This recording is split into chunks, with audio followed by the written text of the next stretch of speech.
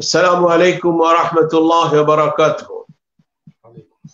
World মুসলিম heritage research centre কর্তৃক আয়োজিত আজকের এই অনলাইন আলোচনা সভার উপস্থিত সম্মানিত সভাপতি, আমার অত্যন্ত স্নেহভাজন ছাত্র প্রাক্তন সহকর্মী প্রফেসর ডক্টর মোহাম্মদ রুহুল আমিন, প্রধান আলোচক, মান্যবর উদ্বোধক, অন্যান্য সম্মানিত অতিথিবৃন্দ, যার মধ্যে প্রফেসর ডক্টর হাসানুল্লাহ আহসাল সহ আরো কয়েকজন আমার প্রিয় ছাত্র রয়েছেন, সুযোগ্য সঞ্চালক ও সম্মানিত সুধী মণ্ডলী। করোনাকালীন দুর্যোগের মাঝেও এমন আন্তর্জাতিক গুরুত্বপূর্ণ একটি বিষয় অনলাইনে আজকের এই সেমিনার অত্যন্ত তাৎপর্যপূর্ণ, তাতে কোনো সন্দেহ নেই। এমন চমৎকার উদ্যোগের জন্য এবং একই সঙ্গে আমাকে এর সাথে সংযুক্ত করায় আয়োজকদের প্রতি ধন্যবাদ ও কৃতজ্ঞতা জ্ঞাপন করছি। জগৎ খ্যাত এই স্বনামধন্য এই স্থাপনা আয়া সোফিয়া কে ঘিরে রয়েছে 1500 বছরের সুদীর্ঘ ইতিহাস। বর্তমান আয়া সোফিয়া নির্মাণ করিয়েছিলেন তৎকালীন বাইজেন্টাইন অধিপতি সম্রাট প্রথম জাস্টিনিয়ান। প্রতিষ্ঠার পর থেকে দীর্ঘ 600 বছর ধরে অর্থোডক্স গির্জা হিসাবে ব্যবহৃত হয় এটি। চতুর্থ ক্রুসেডের সময় কনস্টান্টিনোপল বর্তমান ইস্তাম্বুল শহরে ব্যাপক ধ্বংসযজ্ঞ চালায় ক্যাথলিক খ্রিস্টানরা। এই সময় তারা অর্থোডক্স খ্রিস্টানদের সবচেয়ে বড় গির্জা দখল করে নেয় এবং জোরপূর্বক আয়া সোফিয়াকে ক্যাথলিক গির্জায় রূপান্তর করে। এই ঘটনার 57 বছর পরে রোমের পালাইলোগাস রাজবংশের অষ্টম মাইকেলের হাত ধরে 1261 সালে আয়া সোফিয়া পুনরায় অর্থোডক্স গির্জায় পরিণত হয়। এর 192 সালের পরে এখানে একটা কথা বলা রাখা দরকার, যারা সকলে আলোচনা করেছেন। মহানবী সাল্লাল্লাহু আলাইহি ওয়াসাল্লামের ভবিষ্যৎবাণী ছিল যে কনস্টান্টিনিয়া একদিন বিজয় হবে। ভবিষ্যৎবাণী ছিল, যা সব ভবিষ্যৎবাণী বাস্তবায়িত হয়েছে, এটাও বাস্তবায়িত হয়েছে। তাই 192 বছর পরে ইতিহাসের বাঁক বদলে কনস্টান্টিনোপল দখলে আসে ওসমানীয় সুলতানদের। 1453 সালে দ্বিতীয় সুলতান খ্যাত ওসমানীয় শাসক সুলতান মোহাম্মদ ফাতেহ কনস্টান্টিনোপল জয় করার পরে যাজকদের কাছে আয়া সোফিয়া ক্রয়ের প্রস্তাব দেন। যাজকরা রাজি হলে নিজের ব্যক্তিগত সম্পদের বিনিময়ে তিনি খ্রিস্টান অর্থোডক্স পাদ্রীদের কাছ থেকে আয়া সোফিয়া কিনে নেন। তিনি কনস্টান্টিনোপলের নাম পরিবর্তন করে ইস্তাম্বুল নামকরণ করেন। সুলতান ফাতেহ আয়া সোফিয়া ও অন্যান্য স্থান ক্রয় করে মুসলমানদের বাইতুল মাল থেকে এর মূল্য পরিশোধ করেননি। এটা ক্রয়ের সঙ্গে সুলতানের প্রশাসনিক কোনো সম্পর্ক ছিল না। লেনদেনটি ক্রয় ও সত্যত্যাগের একটি চুক্তির মাধ্যমে নথিভুক্ত করা হয়েছিল এবং মূল্য পরিশোধ করা হয়েছিল ভাউচারের মাধ্যমে। এরপর সুলতান আয়া সোফিয়াকে মসজিদ হিসাবে ওয়াকফ করেন এবং লিখিত দলিলে ওসিয়াত করে যান এটিকে পরিবর্তন না করার।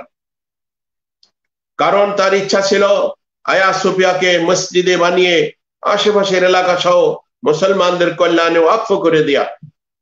আর এই ক্রয় বিক্রয়ের চুক্তিপত্রটি আজ অবধি আঙ্কারার টার্কিশ ডকুমেন্ট এন্ড আর্গুমেন্ট ডিপার্টমেন্টে সংরক্ষিত আছে। প্রথম বিশ্বযুদ্ধের পরে মুস্তাফা কামাল আতাতুর্ক তুরস্কের রাষ্ট্রপ্রধান হলে উসমানীয় সাম্রাজ্য বিলুপ্ত করেন। তিনি 1935 সালে আয়া সোফিয়াকে মসজিদ থেকে জাদুঘরে রূপান্তরিত করেন। এরপর দীর্ঘ প্রায় 85 বছর পরে সম্প্রতি আদালতের রায়ের মাধ্যমে মসজিদ হিসাবে আয়া সোফিয়াকে পুনঃ অভিষেক করে।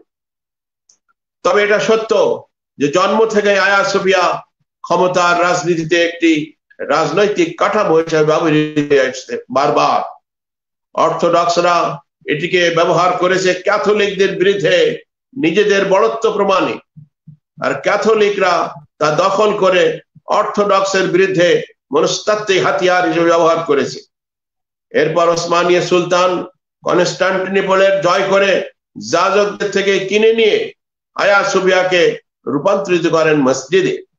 আবার ওসমানীয় সালতানাত বিলুপ্ত করে মোস্তফা কামাল আতাতুর্ক এটিকে জাদুঘরে পরিণত করে স্থাপনাটি চূড়ান্ত রাজনৈতিক অপব্যবহারের দৃষ্টান্তে স্থাপন করে।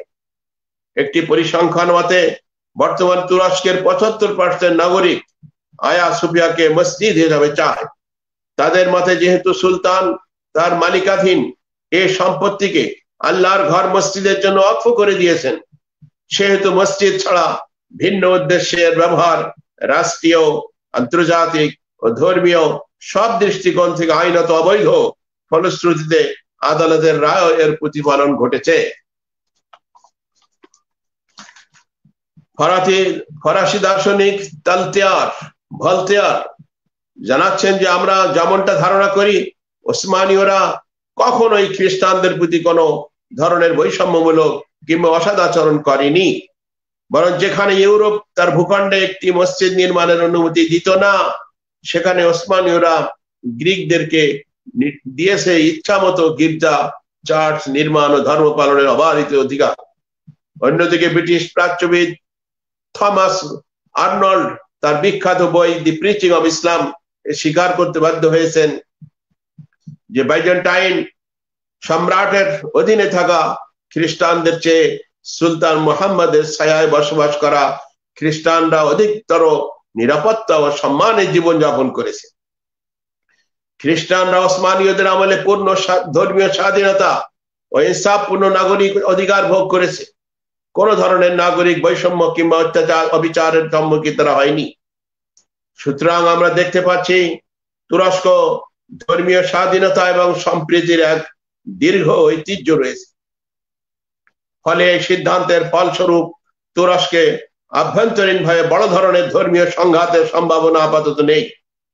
ইবাদতের জন্য আয়া সোফিয়া খোলার বিষয়টি একটি সম্মিলিত আগ্রহের প্রতিফল। এর মাধ্যমে সুলতান মুহাম্মদ ফাতিহের ইচ্ছার প্রতিভা বাস্তবায়ন ঘটেছে। সম্মানিত উপস্থিতি, আয়া সোফিয়ার এই বর্তমান বিজয় গোটা মুসলিম বিশ্বের জন্য গৌরবের বিষয়। আমরা গৌরবান্বিত। আমরা সত্যিকার অর্থে আল্লাহর শুকর আদায় করি এবং দীর্ঘ আশা পোষণ করি ভবিষ্যৎ আরো উজ্জ্বল সম্ভাবনার জন্য। আসসালামু আলাইকুম ওয়া রাহমাতুল্লাহি